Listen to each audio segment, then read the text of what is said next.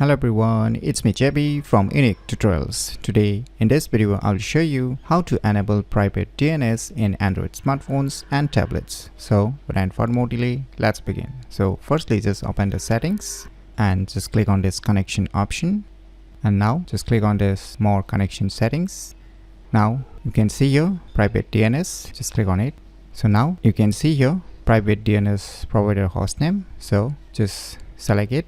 And now you need to put your respective DNS provider name here. So let me put it. So I have put dns.adcard.com. Now click on save.